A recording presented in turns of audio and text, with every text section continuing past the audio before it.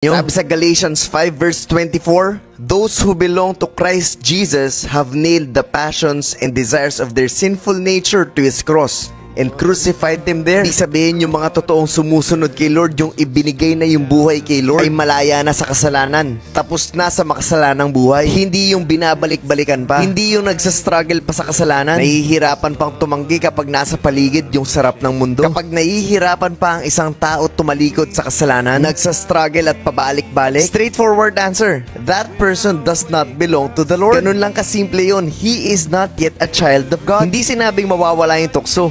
Pero sa totoong anak ng Diyos, madali niyang malalabanan yung tukso. Huwag na natin paikot-ikutin o pagandahin pa.